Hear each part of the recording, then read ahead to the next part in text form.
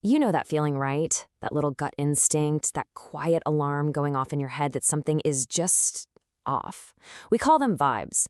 But what if I told you those feelings aren't random at all? Not even close. Today, we're going to pull back the curtain and really unpack the powerful signs behind your intuition. I mean, think about it. You walk into a room and yeah, everyone's smiling, but something in the back of your mind just goes ding.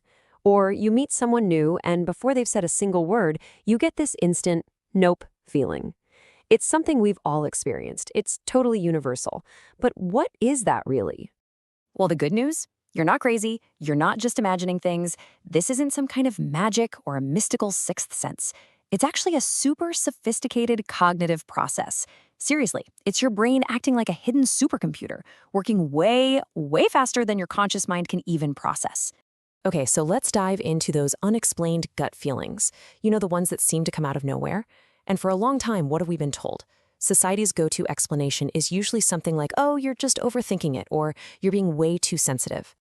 And this really gets to the heart of it. On one hand, you've got society saying, you're just being too sensitive.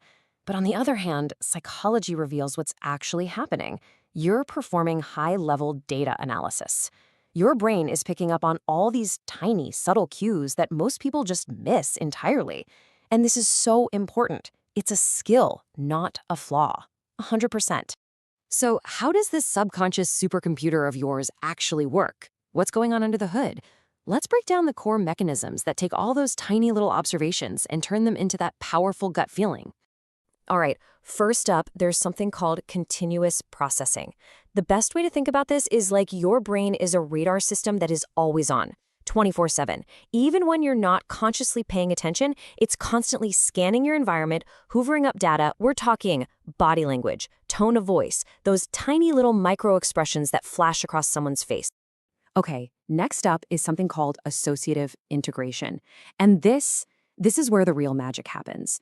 Your brain takes all those little bits of data it's collecting, a tiny hesitation in someone's voice, a look that was held just a second too long, and it starts connecting the dots. It builds these invisible bridges. So for example, you might subconsciously notice someone's smile doesn't quite reach their eyes, and at the same time, their foot is pointing towards the exit.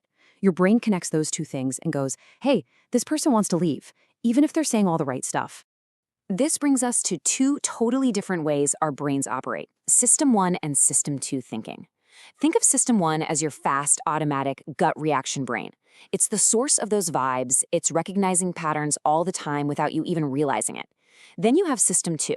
That's your slow, logical, deliberate brain, the one you use when you're, say, trying to solve a tough math problem. So your vibes? They come from your super-tuned System 1, which has already processed a whole situation and sent up a red flag long before your slow and steady System 2 has even had a chance to lay out all the evidence. But let's be real for a second. Having this kind of high-resolution view of the world, it isn't always a walk in the park.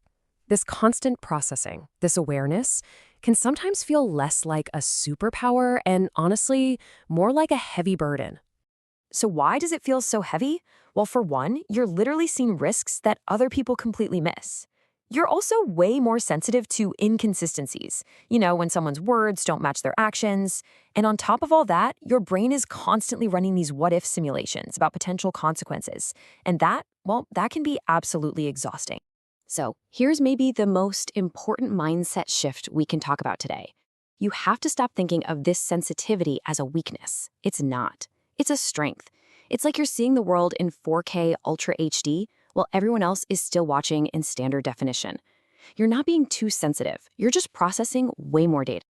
And look, this isn't about being negative. It's about being objectively aware. This ability to pick up on tiny mood shifts or hidden intentions, that's a survival-driven strength. It's been built up and honed over time by your unique brain wiring and all of your past experiences. At the end of the day, your brain is just trying to keep you safe by doing what it does best, recognizing patterns.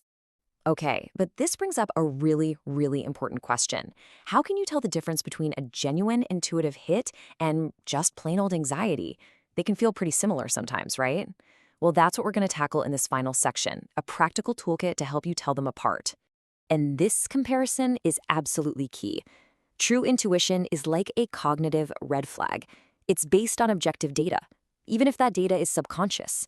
It feels like a moment of sudden, quiet clarity, and it actually makes you want to find the logic. Anxiety, on the other hand, that's rooted in emotional fear. It doesn't feel clear at all. It feels chaotic, and it makes you want to run away from logic, not toward it. So the very first skill to build here is something called cognitive inhibition. I know it sounds super technical, but it really just boils down to one simple, powerful idea: the ability to pause. That's it. Instead of just impulsively reacting to that gut feeling, you just stop.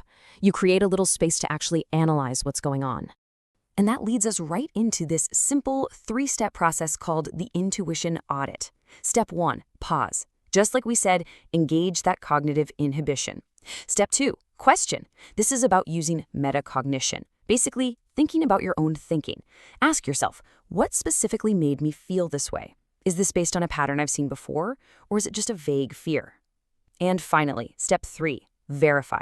Go look for some actual concrete evidence that either backs up or challenges that initial feeling. So what's the big takeaway from all of this? It's simple, really. Your gut feelings, your vibes, they are not random noise. They are data, plain and simple. And when you learn how to listen to them, how to audit them, and how to understand them, your intuition becomes one of the most precise and powerful tools you have for navigating, well, everything. Your career, your relationships, your whole life. So, we've laid out the science. We've given you the framework. Your intuition is an incredible tool, and it's already yours. The only question left is, what are you going to do to start sharpening it?